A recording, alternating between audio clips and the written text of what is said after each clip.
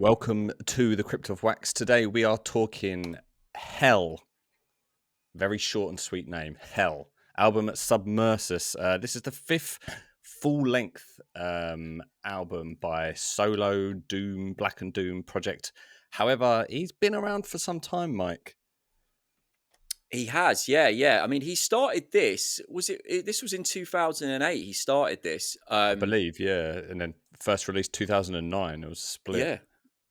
And he's done quite a few other bits and bobs as well, isn't he? He's done quite a lot of splits and things like that as well. But yeah, the first one came out in 2000. I haven't heard it. I haven't heard a lot of stuff by him. I feel like I've maybe heard bits and bobs from previous albums, but I've never really. I don't dived know in. enough to really quiz me on it. So try not to. Well, it's funny you say that because you actually got me onto Hell a long Did time I? ago. Actually, yeah, Yeah. I remember it was his 2000. Was it 2017 that it was like self-titled Hell? You sent me that, and it was heavy rotation for me at the time. It was an incredible Yeah. record. But yeah, he's like one man solo doom, heavy, sludgy, Black and Doom project.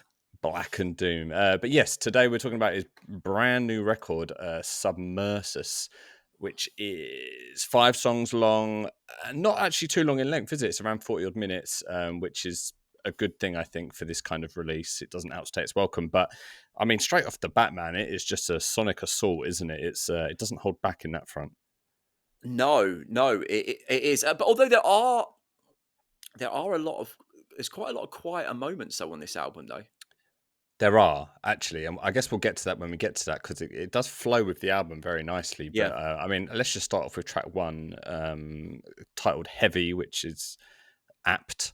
It's, I mean, yeah, it's kind of like what you would expect from a solo sludgy Black and Doom project straight off the bat. It's not like groundbreaking, but what he does with like atmosphere is really cool. I really enjoy like the kind of blown out production. It's like super fuzzed, heavily compressed. The vocals are like heavily compressed, aren't they? Yeah. And then but what I really enjoy this is like he allows things to like build up over time. There's like a single note riff that comes in around the 4-minute mark with like these toms that build up, and then it all kind of comes back in over time, and he adds this vocal. It's just like really atmospheric, man. He's not kind of scared to push it in that direction rather than just be riff heavy. Yeah, there's moments on it where I feel like it gives you it's almost got a trance like feel to it. Not the style, like trance music, but it's got that Yeah. that he'll do like a thing with like an atmospheric lead line, which will be very simple, but just sitting alongside the riff as well, which kind of creates that sort of thing. And you notice it on Heavy when he kind of brings in, he kind of picks up the speed. It's not quite blasts, but it goes a lot faster. That was unexpected. Yeah.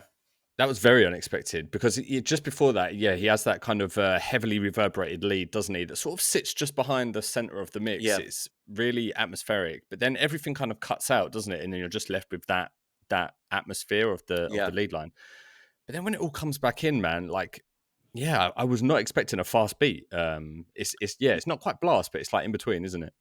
Yeah, and it was a pleasant surprise as well because I wasn't expecting it either, and because he's got that kind of blackened vocal style over the top, it works Yeah. really well, like Yeah. within his sound. I felt like with this song is, even though it obviously really works with the album, it's probably the only song that you could take out on its own and listen to it, Yes. because I feel like all the other songs have different kind of almost passages in it, and it works more with it as in like the sum of its parts with the rest of the album. Whereas this song feels like, and I think it's well placed sitting it first. This feels more like an individual song, even though it does work really well with the album in itself. Yes, good take, man. It really, you could take this song in isolation, whereas I feel like the other songs you possibly couldn't, especially track 3, but we'll get to that when we do. But it's got sort of everything that the album sort of has to offer, but kind of condensed into like one song in a way. Yeah. But yeah, I thought it was a really good opener, man. I thought it really set the tone.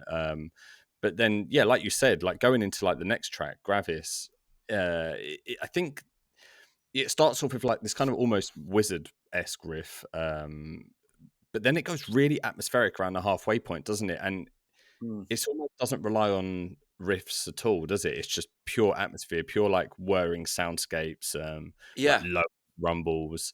There's kind of like lots of guitars whirring and like distant vocals or scream. But it was maybe one of my standout songs, man, because it really set an atmosphere of like void and nothingness. Well, yeah, it's got that. I mean, and his sound as well, which I really like. It's very bass driven, isn't it? So the bass is really up in the mix, and kind of pushing the heaviness on that end with the guitars then kind of layered with it. But you can really pick out the bass as an upfront instrument on this. And that song, yeah, it's kind of like a motive, isn't it? It's got that kind of feel to the guitar, kind of picked lines and things like that. And it's great, man. I did really enjoy this one. And that ambient section of it is quite long. It takes up a decent part of the song, but it doesn't feel long, if you know what I mean. No. I'm kind of in when I'm listening to it. I'm enjoying it, because when you go from track one, like heavy, and then you go in the first sort of 4 or 5 minutes of this one, and then you go into that, it's a well placed uh time to have that part. And I didn't realize how much more of that he's going to do on the album, but at that point you're like, oh yeah, this kind of, yeah, this does work. Well, I agree, and then he sort of carries it on into the next song, doesn't he? Like track three, Factum. It's not necessarily just pure ambient, but it's he's got like a cleanish guitar motif that carries on, almost like Bell Witch. It reminded me of Yeah. a kind of Bell Witch vibe.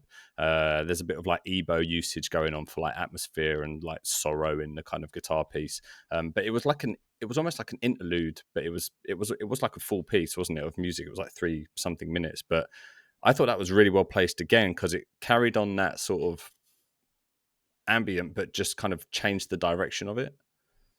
Well, I felt like it almost felt like it was a part of Gravis as well, but Mm. it was kind of cut off, which I thought was it's kind of a good thing to do, because if you put them two and three together, it would have been a very long individual song. But Yes. at the end of Gravis, he brings in that picked guitar, doesn't he, towards the end of it, and then it sort of goes into Factum with more of the Yeah, same sort of thing. So it sort of introduces the next song in that sense. that's right. Yeah, it was a good transition, man. It was a really good Yeah, transition. really good. It was almost, it was like you could tell that there's like an intelligence of songwriting and album structuring with this. Yeah. It's not, you kind of, he's done well in that sense. Track four, well, I guess it was kind of obvious in the sense it was going to go back to being something quite slow and Yeah, sludgy yeah, yeah. and heavy, but I mean, it needed it. The album did need to go there. But what I liked about this song, around the 4 minute mark, there was this kind of, you know, the band Pilgrim. Yeah. There was that kind of epic doom sense, like it was almost like a fantastical sense to it. It was almost like uplifting, and it was like the only real time that he did that on the record. But I think it worked really well in the sense of it being a bit more journeyful in this track. Yeah, and I love the main riff at the beginning. It's got this like that muted and it's quite primitive Yeah, sort of feel yeah. to it. And yeah, that in fact that was one of my favorite parts of the album, was that opening sort of riff of what's it called? What one's it called? Mortem. Mortem, yeah, Yeah, yeah, yeah, Mortem, yeah. Yeah, it was a yeah. highlight for me. Yeah, same here, man. I thought that song was really cool. And then you've got Bog to end it. Lovely title track. Three, like it was like quite a long. He really let like the intro sort of pan out. It was like a lot of low end rumblings. It was about Yeah. 3 minutes. It was like 3 minutes, weren't it, of just sort of Yeah, yeah, yeah. atmosphere. But then he had this kind of like it was like it was like a really slow chuggy riff, but it almost had like like a militant march feel to it. Really effective, man. I thought that was a really cool like song to end on. Yeah, agreed, man. That was one of his pre-release ones as well, wasn't it? It was, I think he Oh, kind of was it? bookended I think he bookended the album. He did like heavy and bog, so you kind of heard the sort of bookend of the album. Interesting, interesting. Because I can't remember too well. Like I think that when I got into his other album, Hell, I mean it was a long time ago, but I don't remember it being so much ambient stuff on there. I think it was all quite straight.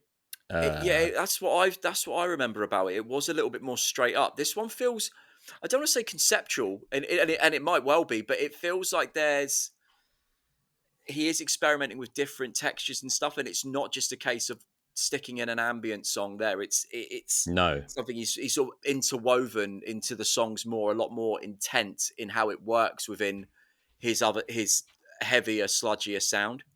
Yeah, agreed, man. It just feels a little bit more mature.